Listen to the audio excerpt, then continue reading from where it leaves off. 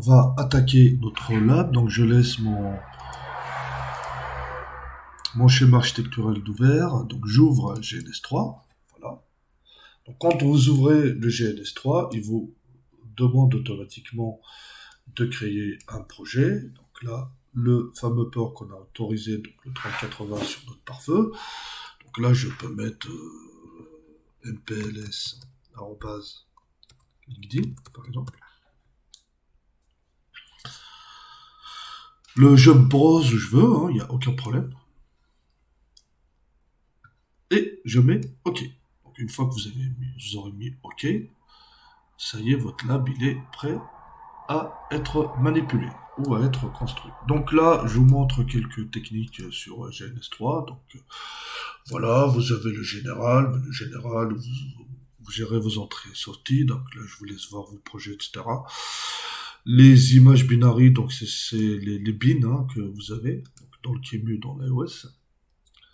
Donc moi, j'ai iOS et QEMU. Pourquoi? Parce que j'ai ajouté, je vous expliquerai tout à l'heure, mais j'ai ajouté des images iOS et des images QEMU. Donc voilà, tout simplement. Console application, tout simplement, c'est l'émulateur SSH que vous aurez utilisé, Telnet. Là, c'est petit, mais vous pouvez utiliser Backstream, etc. Il y en a beaucoup. Le VLC, ici, voilà, ici, c'est la topologie, si vous voulez changer, en gros, les ports, etc. Mais je vous invite à ne pas toucher ici, ça sert à rien. Voilà. Donc le serveur, donc il faut savoir que votre serveur, vous pouvez le configurer. Là, si on veut importer des VM qu'on a installé dans notre machine, moi j'ai un Mac aussi que j'ai installé ici, Windows et des routeurs, des Linux aussi, donc Debian et Red Hat, famille Red Hat, CentOS et Fedora.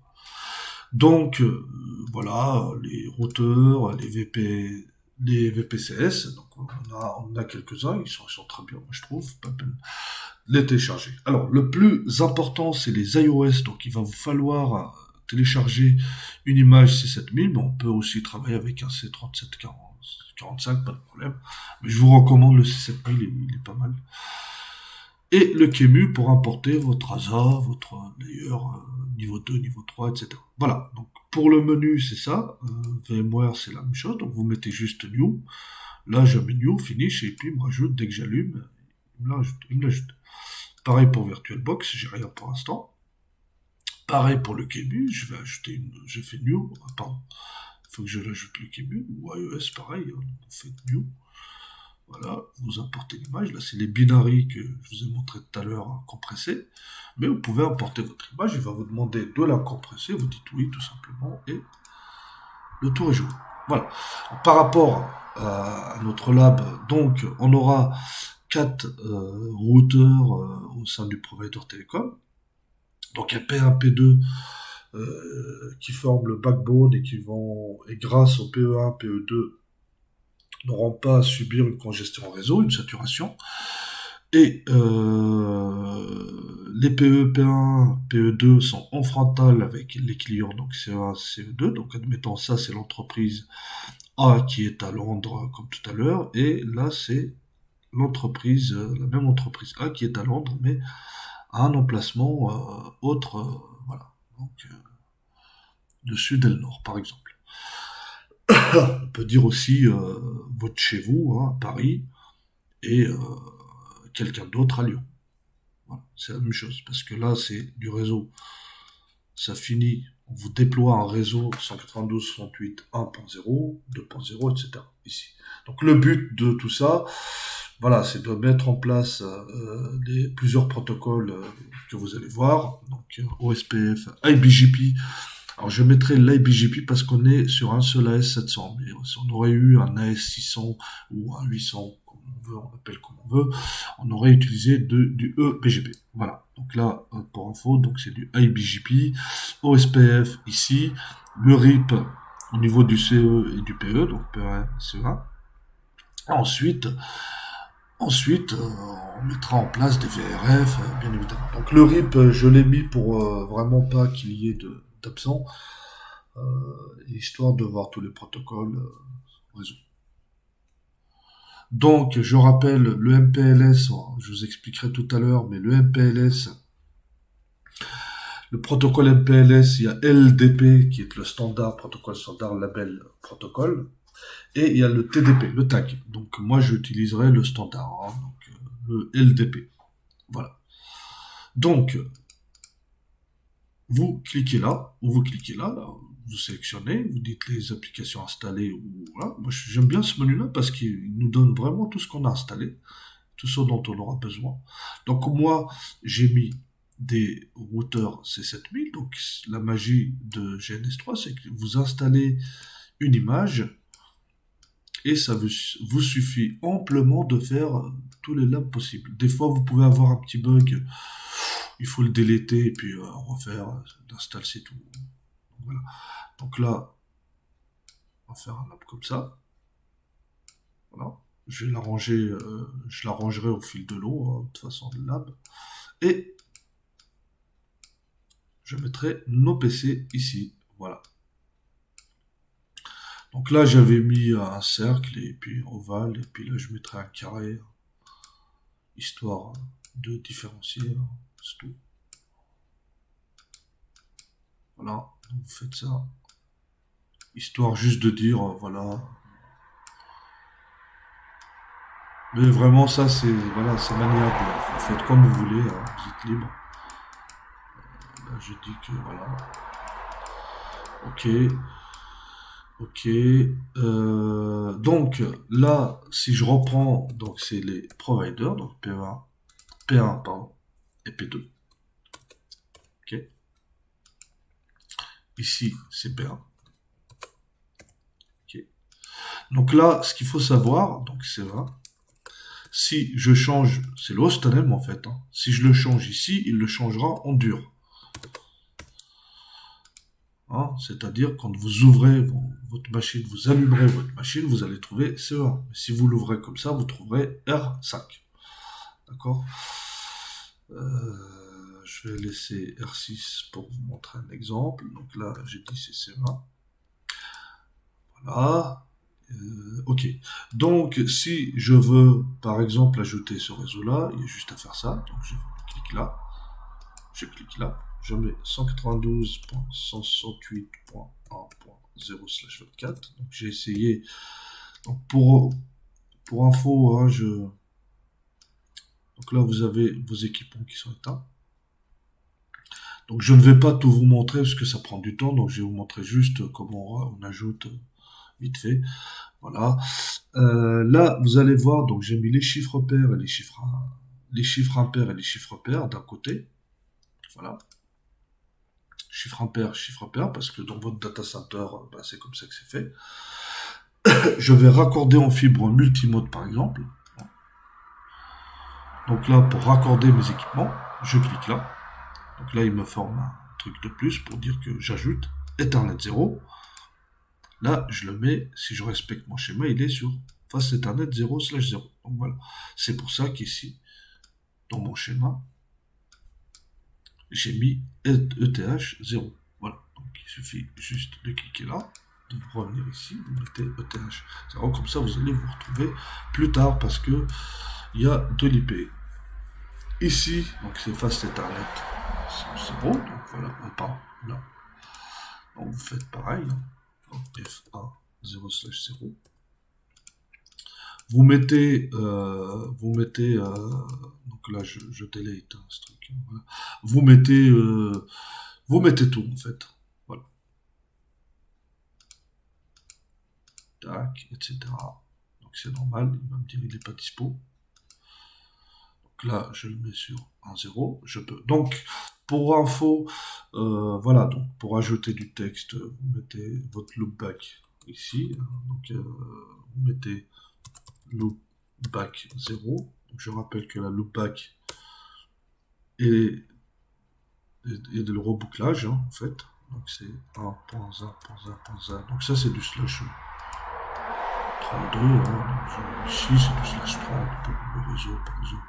Le CE1 communique avec le P1 à travers le réseau 10.0.0.0 et son masque, c'est le 30. Voilà, tout simplement. Là, vous faites des flèches, vous descendez. C'est vraiment très très pratique et je vous conseille vraiment de faire ça. Par exemple, ici, donc le P1 communique avec le P2 à travers le réseau 11, P2 à travers le réseau 12, etc., etc. Donc là, vous le découvrirez au fil de l'eau. Voilà, donc si maintenant je veux aller configurer le hostname ici, donc je viens, je clique sur console. Je fais un clic droit, je clique sur console. Je le fais exprès. Il n'y a rien. Voilà, c'est fait exprès. Donc il faut vraiment l'allumer en fait parce que c'est comme si on est dans le vrai en fait. Et dès que vous l'allumez, bah, vous pouvez aller à la console. Donc ça simule vraiment une réalité des choses. Voilà. Donc pour configurer le hostname, vous faites conft. Alors vous pouvez faire enable, mais il est dans le mode enable déjà, pas de problème. Voilà. Ou sinon, vous faites comme ça directement. Donc configure terminal. Voilà. Vous rentrez, tout à l'heure on était ici, là on est dans le menu config. Et puis là, vous faites hostname, là c'est le CE2. Donc, si vous faites un write, même si vous rebootez, il va garder la conf. Donc je ne mets pas de write, j'éteins, voilà il est éteint, je rallume. En fait j'aurais pu mettre un reload, mais des fois ça bloque. Vous allez voir que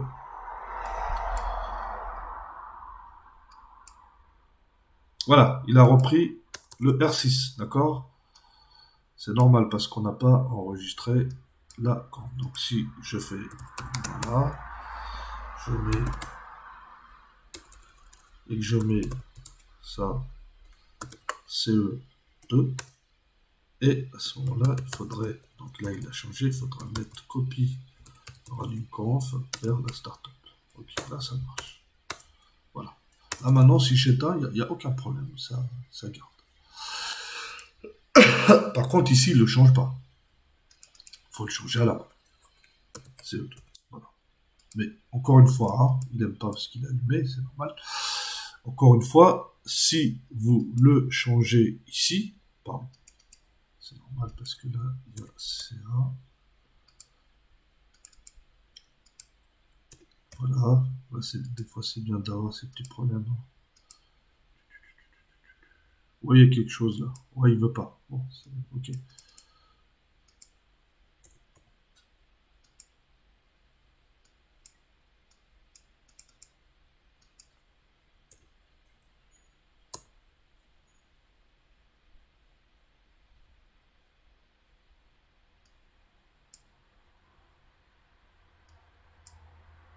Ah, ouais.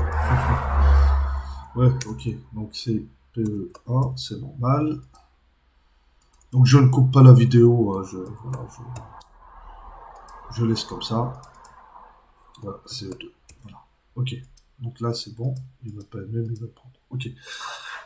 Pardon. Donc voilà. Il y avait une petite erreur ici, effectivement. Il faut faire attention. Donc là, je vous aurais montré comment on ajoute des choses ici, etc. Maintenant, comment on configure une IP, ben, on va venir ici. Allez, je câble par exemple l'interface 0, je la mets pour respecter sur l'interface 00. Et dès que vous câblez, je vous conseille d'écrire. Hein, je vous conseille vraiment d'écrire. Moi, j'écrirai tout, vous verrez au fil du lab. Ce que je ferai. Donc voilà, pour configurer une IP, ben, je viens tout simplement ici. Je mets sur le CE. Alors ça c'est FA en slash 0. FA. Donc FA en slash 0. Ici c'est Bon, je l'arrangerai après. Ici, c'est FA slash. Bon. J'aurais pu laisser, si j'avais eu des cartes avec 3 slash 0, etc., j'aurais pu avoir ça aussi, ou 0 slash 1, etc. Il n'y a aucun problème, c'est pas de souci. Voilà. Donc, nous, vous allez voir, il y a des chiffres un petit peu partout, c'est normal. Donc, ici, par exemple, si je commence à configurer le PC, vous aurez compris tout de suite pourquoi j'ai mis cela. Donc là, si je fais, par exemple, point d'interrogation, là, on a toutes les commandes. Si je fais RP, il va me dire, il n'y a rien. Si je fais show, et puis, ce qui est normal, il va me dire, ben, j'ai rien du tout. Quoi. Voilà. Donc nous, pour configurer, donc on met IP. Donc ici, on attribue cette adresse-là, donc 192.168.1.2, donc slash 24. Et on met la route. La route de c'est sa route, c'est l'adresse IP de la face Ethernet 0/0, qui va être, vous l'aurez deviné, donc 168.1.1. Voilà. Donc si vous mettez un save et que vous refaites un show IP, là vous verrez tout de suite qu'il a pris l'IP avec 1624. D'accord? Vous mettez toujours un save, là c'est fait, donc pareil pour le PC2, vous faites vraiment la même chose. Donc on allume. Je vais pas vous montrer, surtout, voilà, donc IP, donc ici on met l'autre réseau, donc c'est 2.2, 1624 pareil, comme chez vous, et la route, vous l'aurez deviné, donc 168.2.1, voilà, donc ok, de toute façon ces paramètres ils vont rester, hein. Vous allez les retrouver, puis vous faites un save, ok, mais dès que vous faites, comme je vous ai dit tout à l'heure, vous remettez vos interfaces ici, d'accord? Voilà, là on a mis, donc ici c'est le point 2, donc je mets point 2. Voilà. Ici c'est le point 1, donc je remets le point 1. Donc ça c'est l'épaule pratique de voler un peu. Comme ça vous n'allez pas vous perdre. Bon, maintenant, ici on a dit que c'était le réseau 20. Donc le réseau 20, on va le faire. Donc réseau 20.0.0.0.0. Donc là, je mets un slash 30, histoire de changer. Hein, juste, voilà. Et la FA 1 slash 0, ça va être la 20.2. Je vous invite vraiment à écrire ça au fil de votre laboratoire. Voilà. Donc, je vais vous montrer une configuration ici. J'aurais aimé vous la montrer là, mais je vais vous la montrer là parce que là, il y a le bac, en fait, c'est pour ça. Bon, je vais vous montrer ici, c'est pas grave. Allez, pouf, donc ici, j'allume, c'est pas grave. Vous aurez des bonus. Voilà. Ok, donc là, c'est la point 1 du coup. Point 1. Et celle-là, ça va être la point 2. Ok, donc on a les interfaces. Point 2, donc c'est la 10.2. J'arrangerai plus tard au fil de l'eau, etc. Ok, donc là, le routeur, vous allez voir, il a PE2, d'accord. Donc, on configure, donc on fait conf terminal, on met interface. Alors, si je fais show IP interface terce, bref, oh, il n'y a rien, hein. Ce qui est normal. Pareil, si je mets show IP route, il n'y a rien.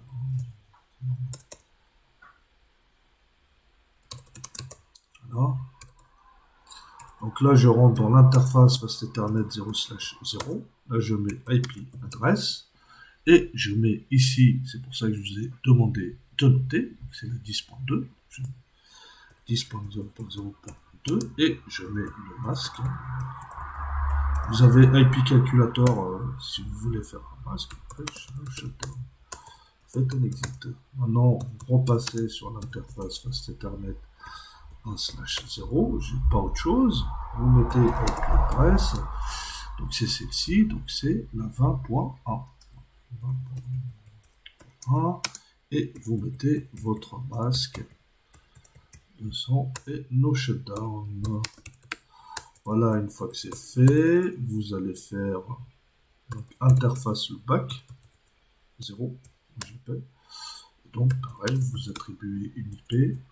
Attention aux erreurs. 1.1.1. Donc j'ai mis de l'impair et de 255, 255 4 fois. Voilà. No shutdown. Voilà, pour configurer des IP. Vous l'aurez vu, c'est pas très très difficile. Et si maintenant on met show IP interface brief, ou terce des fois dans Juniper, et ben là vous allez avoir des IP, etc. Bien sûr, si on fait show IP route, on n'aura rien, hein, parce que c'est pas encore fait. Je vais en bonus vous configurer une adresse ici, par exemple pour histoire de... Donc voilà, vous allez avoir C20. On va configurer la route ici par exemple. Voilà, donc on fait conft, d'accord, et on fait...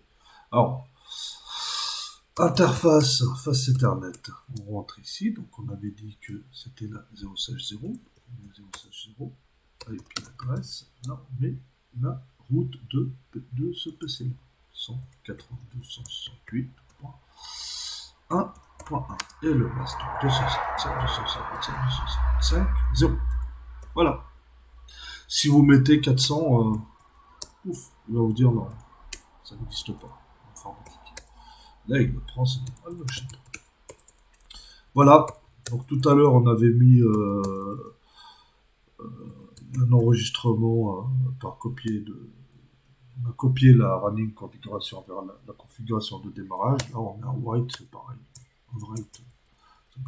Voilà, bah, je vous laisse. Tout à l'heure, je vais vous présenter la suite du tutoriel en déployant le protocole OSPF au sein du réseau de l'opérateur.